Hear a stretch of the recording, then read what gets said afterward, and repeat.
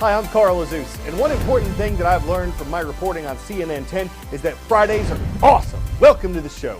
Our first report, soldiers with the U.S. National Guard, part of the military, are headed to the border between America and Mexico. President Donald Trump signed a memorandum earlier this week to deploy the Guard there. He wrote that under former presidents George W. Bush and Barack Obama, the National Guard supported efforts to secure America's southern border, and that the crisis there once again calls for the Guard to help protect the border and the U.S. homeland. The president also says gangs and large amounts of illegal drugs are flowing across that border. In December, the government reported that illegal border crossings were at a 46-year low for the last fiscal year under President Trump. But a separate report released this week said the number of people trying to illegally cross the border increased dramatically in March, more than 200% over the number for last March. The Trump administration says historically, border crossings increase in the spring months. But critics say the president is inappropriately using the military to secure the border because he's frustrated that Congress hasn't approved funding yet for the new wall he wants to build there. The number of National Guard soldiers, the cost of sending them, their exact locations, and the length of their deployment are all still being worked out. Another announcement by President Trump we've covered recently involves the new U.S. tariffs on certain goods from China. Part of the reason for that, the Trump administration blames China for stealing $300 billion worth of U.S. intellectual property. Things like books, clothing, designs, music, photographs, and art. This could include illegally reproducing goods that were patented in the U.S., or the act of pirating, illegally copying or distributing movies and TV.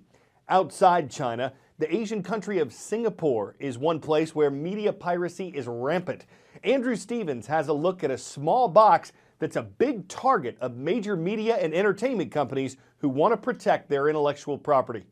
The most common form of content piracy in Asia is either through illegal online sites or more likely through one of these, a media streaming box or illicit streaming device known as an ISD. They're sold openly across the region. Most come with preloaded software that, when hooked up to the internet, provide access to literally thousands of TV, sports and movie channels across the world. This is Sim Lim Square. It's an electronics shopping mall in Singapore. I've been told it's the easiest place in the city to buy a media streaming box. I want to see how true that is. We're not allowed to take cameras in, but inside I counted at least half a dozen shops openly selling ISDs loaded with software for a one-off payment of between $100 and $300. Well, that was very painless. I've just spent $150 on an HD streaming device. It's got 1,500 channels. They loaded it for me. It took about 10 minutes or so. All I have to do now is plug it in and play. Let's see how it works. It was pretty much as simple as that. The box was soon streaming latest movies, English Premier League football, news including CNN, and hit US and British TV series, all content I should be paying for, so I shut it down. But the industry is fighting back. Pay TV operators Singtel and StarHub and content providers Fox Networks and Premier League football have taken action against two ISD sellers in the Singapore State Court. That follows successful legal action against ISD sellers in the United Kingdom, Hong Kong, Thailand and Malaysia. Action. But fighting piracy is likely to be a long and drawn-out battle. Unlike the fight scenes the stuntmen practice for this scene in Grisay, it's still not at all clear whether the law will win. Andrew Stevens, CNN, Singapore.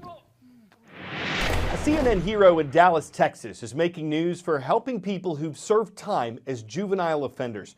More than 40% of young people who've been convicted of a crime in Texas are incarcerated again within 3 years. But a chef named Chad Hauser found a way to help former youth offenders serve meals instead of time. And his work has helped hundreds of people get restaurant training and help with their education and careers. In 2007, I was at the top of my game. Oh, I'd like to take a bath in that. I was nominated as Best Up-and-Coming Chef in Dallas. My career was taking off. Then, I had the opportunity to teach 8 young men inside a Dallas County juvenile detention facility how to make ice cream for an ice cream competition. One of the young men won the whole thing. He came running up to me, screaming at the top of his lungs, "Sir, I just love to cook!"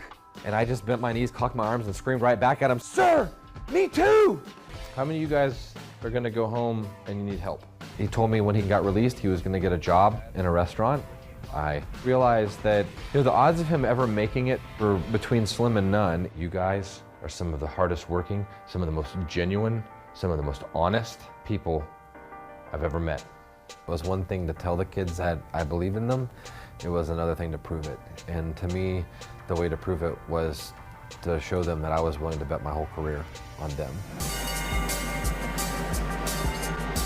Cafe Momentum is a 12-month paid post-release internship for young men and women exiting Dallas County juvenile detention facilities. When we talk about coming to Cafe Momentum, we talk a lot about commitment. But who do you commit to? Who has your best interest in mind? You do. So who's going to make the best choices for you? You are. It's you committing to yourself. The interns work their way through every station in the restaurant: dishwasher, prep cook, line cook, busser, server, host, hostess. We're getting them back in school. We have classes like financial literacy training, even parenting classes. They're writing their resume, they're going through mock interviews.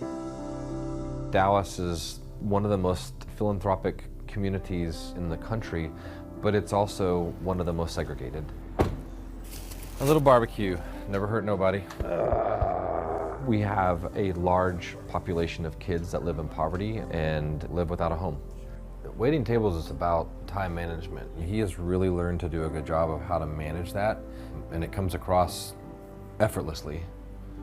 That when he used to talk trash about me to tables. My life kind of started off rocky. I was in and out of jail from 11 to 16.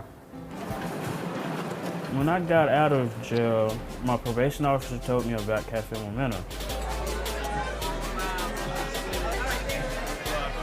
It's another family for me. These kids can and will rise to whatever level of expectation is set for them, as long as you give them the tools, resources, and opportunity to get there.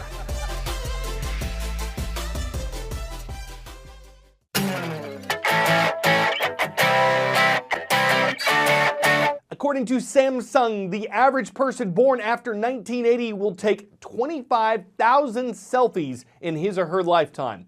And now in Glendale, California, there's a museum of selfies. It's called the Museum of Selfies. It features the world's longest selfie stick, which measures 90 feet. It features historic selfies, reproductions of self-portraits by Renaissance masters, and it features plenty of places where you can take a selfie. So is it shameless selfie promotion or selfie aggrandizement? Does it selfie help selfie proclaim selfie self-porters with their selfie confidence or selfie esteem? Guess if you believe in your selfie and know thy selfie and plan to suit your selfie by helping your selfie to a selfie-funded ticket to the Selfie Museum, you'll easily be able to make your selfie at home. I'm Carl Azuz for CNN 10.